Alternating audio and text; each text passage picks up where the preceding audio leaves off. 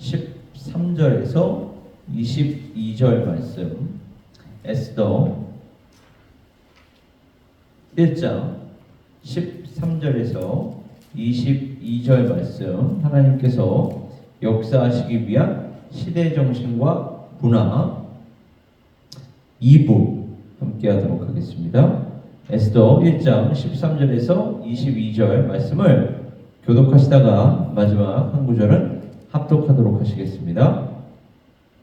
제가 먼저 봉독하겠습니다. 왕이 사례를 아는 현자들에게 묻되 왕이 규례와 법률을 아는 자에게 묻는 전례가 있는데 그때 왕에게 가까이 가려 왕의 기색을 살피며 나라의 첫 자리에 앉은 자는 가사와 메대의 7 지방권 곧 가르스나와 세달과 아드마다와 다시스와 메레스와 마르스나와 무가리라. 왕후 와스디가 내시가 전하는 아하수에로 왕의 명령을 따르지 아니하니 규례대로 하면 어떻게 처치할까? 무가리 왕과 지방관 앞에서 대답하여 이르되 왕후 와스디가 왕에게만 잘못했을 뿐 아니라 아하수에로 왕의 각 지방의 관리들과 국백성에게도 잘못하는 아니다. 아하수에로 왕이 명령하여 왕후 와스디를 청하여도 오지 아니하였다 하는 왕후의 행위의 소문이 모든 여인들에게 전파되면 그들도 그들의 남편을 멸시할 것인즉 오늘이라도 가사와 메대의 귀부인들이 왕의 행위를 듣고 왕의 모든 지방관들에게 그렇게 말하리니 멸시와 분노가 많이 일어나리니 왕이 만일 좋게 여기실진데 와스디가 다시는 왕 앞에 오지 못하게 하는 조서를 내리되 바사와 메대의 법률에 기록하여 변개함이 없게 하고 그 왕의 자리를 그보다 나은 사람에게 주소서. 왕의 조서가 이 광대한 전국에 보내면 발표되면 귀천을 막론하고 모든 여인들이 그들의 남편을 존경하리이다 하니라. 왕과 지방관들이 그 말을 옳게 여긴지라 왕이 무무간의 말대로 행하여 우리 다 같이요 각 지방 각 백성의 문자와 언어로 모든 지방에 조서를 내려 이르기를 남편이 자기의 집을 주관하게 하고 자기 민족의 언어로 말하게 하라 하였더라. 아멘.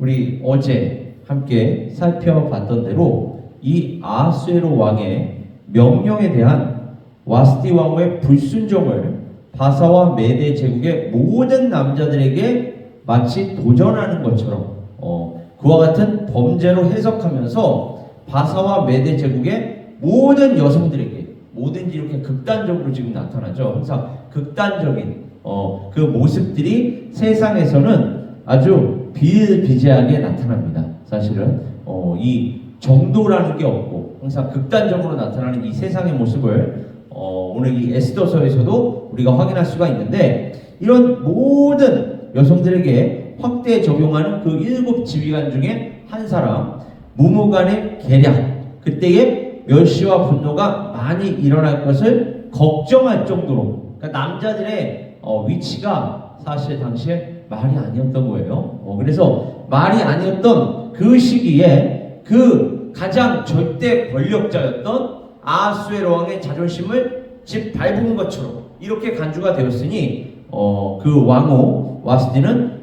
폐위가 되죠. 그리고 이 개인적인 상황이 어제도 제가 말씀드렸지만 국가적인 상황, 국가적인 정치 위기로까지 간주하면서 국가적으로 시급하게 뭐 천천히도 아니에요. 스텝 바이 스텝도 아니고 아주 시급하게 모든 남자를 가정의 가장으로 선포한다 라고 하면서 제국의 모든 지방에 각 지방, 각 백성의 문자와 언어로 전달되어 시행되는 법률. 그런데 이게 아이러니하게도 이게 역설적이게도 오히려 만방에 알려지는 왜요? 제국의 모든 지방에 심지어 그 사람들이 각 지방마다 각 백성마다 문자와 언어가 다르지 않았겠습니까? 왜요? 이 아하수에로 왕이 다스리는 그 지역이 워낙 광대했기 때문에 한 가지 언어가 아니었단 말이죠. 하나의 민족이 아니었단 말이에요. 그러니까 각 지방 각 백성의 문자와 언어로까지 전달되어 시행되었지만 그것은 아하수에로 왕의 절대 권력을 자랑하는 그러한 용도로 쓰인 게 아니라 오히려 아하수에로 왕의 군력이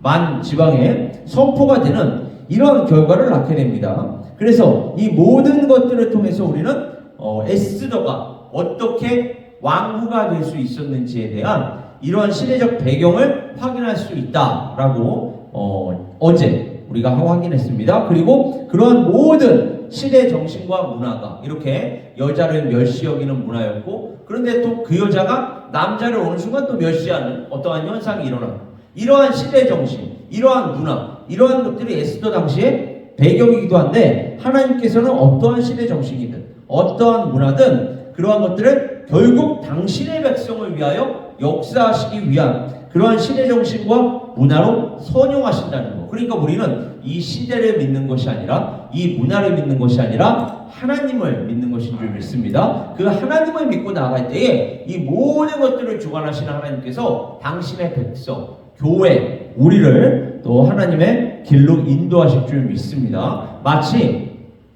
요셉이 그 형제들에 의해서 팔렸잖아요. 팔렸지만 나중에 요셉이 어떠한 고백을 합니까? 당신들은 나를 미워하였고, 나를 그래서 이 지방에, 이 이집트에 넘겼으나 하나님께서는 당신들의 그 죄악을 선으로 바꾸사 많은 사람의 생명을 구원하셨나이다, 이렇게 말씀하신단 말이에요. 그러니까 우리가 겪고 있는 이런 하나하나의 현상, 그리고 이 시대적 상황, 이러한 것들 또한 저는 하나님께서 우리를 통하여 또 우리를 위하여 역사하시는 배경이 되는 줄 믿습니다. 다만 하나님의 뜻이 어디에 있는가를 우리는 분별할 수 있어야 합니다. 그리고 그 하나님의 뜻에 따라 기도할 수 있어야 하고, 그 하나님의 뜻에 따라 한 마음과 한 뜻 되어 나아가야 할 줄 믿습니다. 저는 그러한 교회가 바로 우리 에베레스트의 선교교회 될 수 있기를 주님의 이름으로 축원합니다.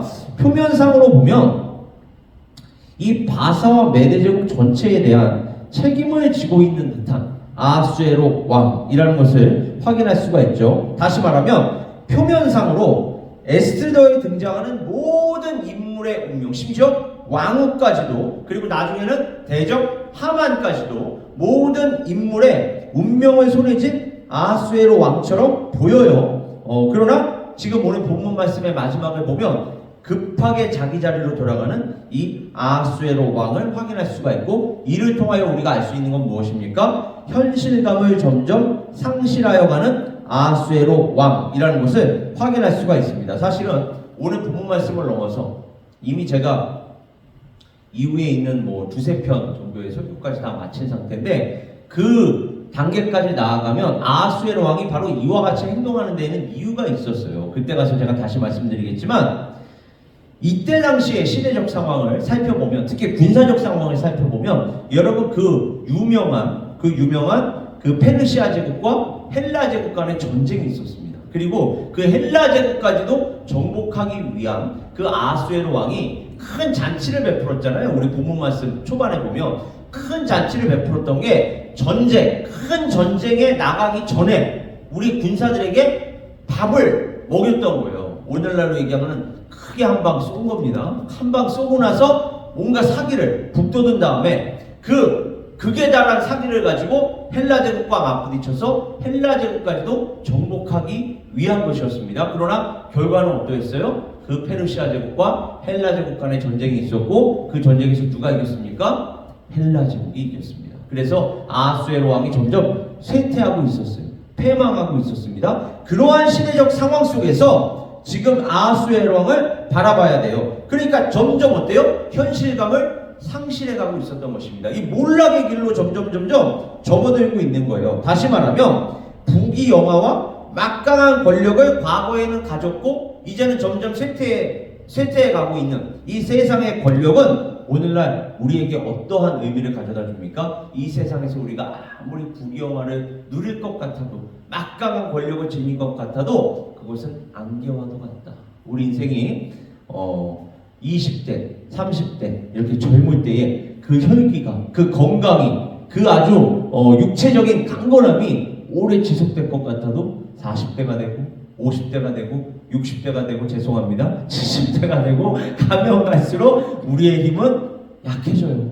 나약해져요. 그래서 성경은 그걸 무엇으로 얘기합니까? 푸른 마르고 꽃은 시드나 오직 여호와의 말씀만이 영영이 서리라, 이렇게 나옵니다. 우리는 그 하나님의 말씀만을 붙들고 가는 거예요. 우리가 이 땅에서 아무리 천년만년 누릴 것 같아도 그것은 마치 이 아하수에로 왕이 점점 쇠퇴하여 가듯 우리의 육적인 자아는 점점 쇠퇴하여 갈 수밖에 없습니다. 그걸 가르쳐 주시려고 사실은 우리가 나이가 들면 들수록 하나님께서 점점 우리의 육적인 힘이 약하게 하는 것인지도 몰라요. 그렇게 약하게 함으로 말미암아 우리가 이 땅 위에서 우리의 소망은 정말로 없는 것이구나. 나의 몸이 이렇게 약해져 가는 것을 통해서도 내가 이걸 배울 수 있구나. 느낄 수 있구나. 이 땅인가 아니라 하나님께서 예수 그리스도를 통하여 우리에게 주실 그 새하늘과 새 땅을 이렇게 쇠퇴하여 가는 이 몸을 우리가 감지하면서 느끼면서 그것을 사모하게 하는구나. 그것을 바라보게 하는구나. 이와 같이 하나님만을 바라보게 하시는구나 라고 우리는 그 하나님께로 예수 그리스도의 십자가 앞으로 점점 나아가야 할 줄 믿습니다. 이와 같이 부귀영화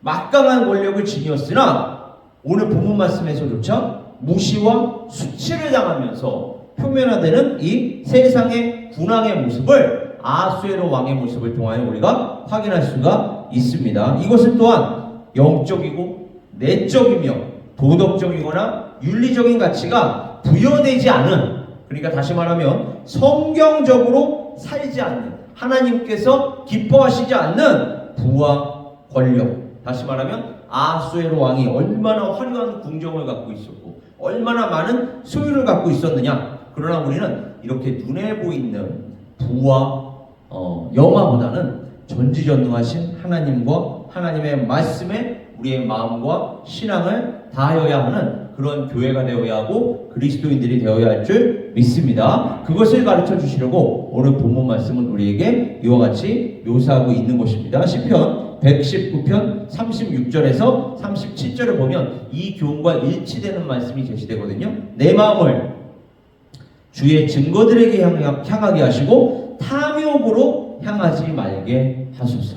내 눈을 돌이켜 허탄한 것을 보지 말게 하시고 주의 길에서 나를 살아나게 하소서. 다윗은 아하수에로 왕과는 달리 바로 이러한 신앙 고백으로 나아갈 수가 있었다는 것입니다. 우리 또한 하나님께서 무엇인가를 허락하실 때에 우리는 하나님의 그 역사, 하나님의 은혜, 하나님의 축복에 더 눈을 돌려야 할 줄 믿습니다. 눈에 보이는 그러한 것들에 마음을 빼앗기기보다, 그러한 것들에 우리의 초점을 맞추기보다는 그러한 것들을 우리에게 허락하신, 그러한 것들을 우리에게 충만하게 부어주신 그 하나님께로 더더욱 초점을 맞춰야 할 줄 믿습니다. 자신의 유익이나 자신의 편이나 자신의 필요 등에 따라서 또 말을 쉽게 바꾸는 이 권력자 아하수에로 왕을 확인할 수가 있어요. 비단 오늘 본문 말씀에 아하수에로 왕만 그렇습니까? 여러분 오늘날 정치 지도자, 경제 지도자들 보세요.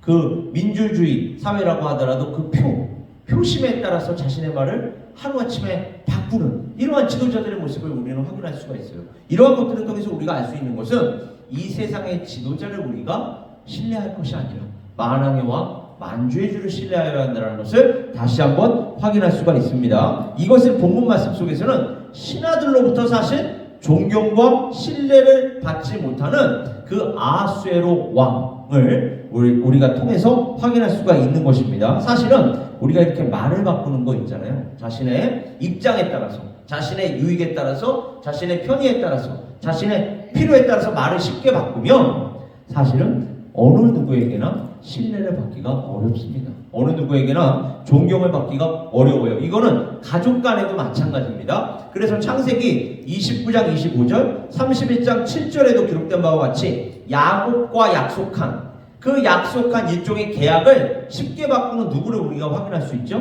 라반을 확인할 수 있죠. 그래서 야곱에 의해서 어떠한 말이 나옵니까? 외삼촌께서 나의 품삯에 대하여 10번이나 바꾸었대.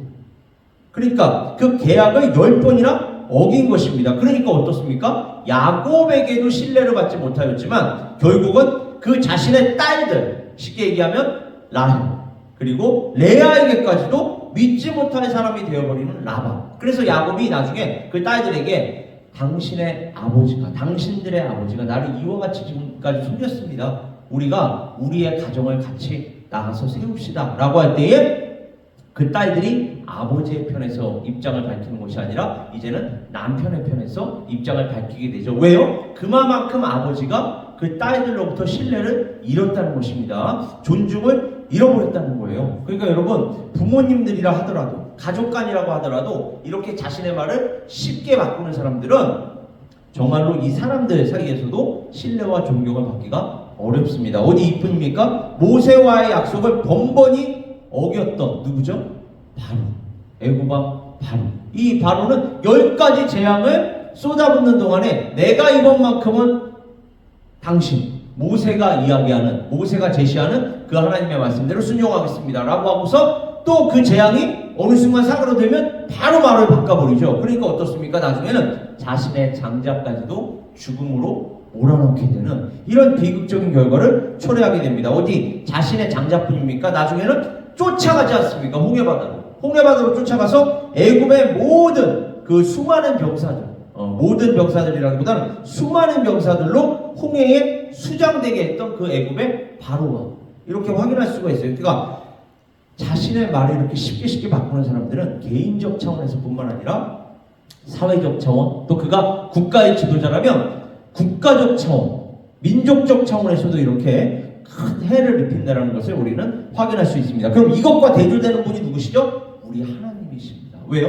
우리 하나님은 거짓말을 하지 않으시고 자신의 약속을, 자신의 언약을 신실히 지키시는 하나님이라고 우리는 성경에서 확인할 수가 있습니다. 그러니까 항상 우리는요, 세상 사람들 혹은 세상에 속한 사람들과 하나님을 늘 대조하면서 성경을 바라볼 수 있어야 합니다. 그래서 거짓말을 하지 않으시고 후회가 없으시며 당신께서 말씀하신 바를 실행하실 뿐만 아니라 당신의 백성 우리를 위하여, 교회를 위하여 당신 스스로 맺으신 그 언약을 당신의 독생자를 내어주시면서까지 끝까지 신실하게 지키시면서 다 이루시는 하나님. 그러니까 아까 제가 얘기했잖아요. 말을 쉽게 바꾸는 사람들은 신뢰와 존경을 잃지만 하나님께서는 끝까지 당신의 언약을 지키셨기 때문에 우리가 어떠한 고백을 할 수 있습니까? 모든 능력과 부와 지혜와 힘과 존귀와 영광과 찬송을 받으시기에 합당하십니다 라고 우리는 찬양을 돌릴 수가 있는 것입니다. 그렇다면 우리가 하나님을 믿는 사람들이라면,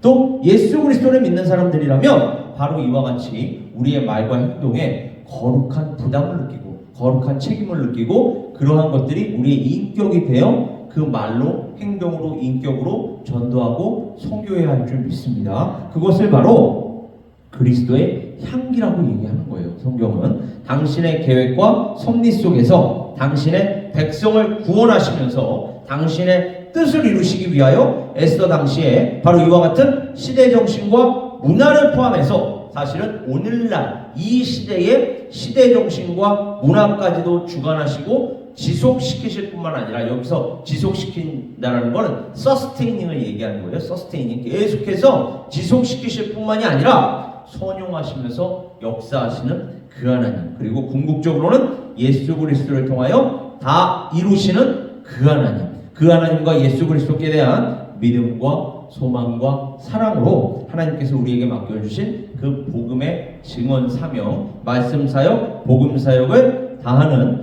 교회가 되어야 할 줄 믿습니다. 여러분, 최근에 이 한 여인이 있었는데 그 여인은 자신의 코페르니쿠스적 순간을 경험했다라고 고백을 했대요. 그 이야기가 무슨 말이냐면 모든 사람은 다 하나님처럼 되려고 합니다. 자신이 하나님이 되려고 해요. 뭔가 특별한 존재가 되려고 합니다. 그래서 항상 다른 사람들을 컨트롤하기 위한 이런 본능, 이러한 본성이 늘 내재되어 있어요. 그런데 그러한 자기 중심적인 사고방식, 이건 이제 간단하게 얘기하자면 자기 중심적인 사고방식이고 자기 중심적인 경험입니다. 이러한 것들이 어느 순간 깨지게 됩니다. 누구한테만큼은요? 당신의 백성들, 하나님의 백성들, 예수 그리스도를 믿는 그리스도인들에게만큼은 이렇게 하나님께서 그 신앙 여정, 하나님께로 나아가기 위한 그 여정 속에서 하나하나 하나님께서 깨뜨려 주세요. 이것을 자기 부인이라고 얘기합니다. 자기 부인이 되면서 세상의 중심이 내가 아니구나, 내가 주인공이 아니구나, 주인공은 누굽니까? 하나님이시구나, 예수 그리스도시구나를 적어도 당신의 백성들, 그리스도인들에게만큼은 깨닫게 해주시는 거예요. 이 여인 또한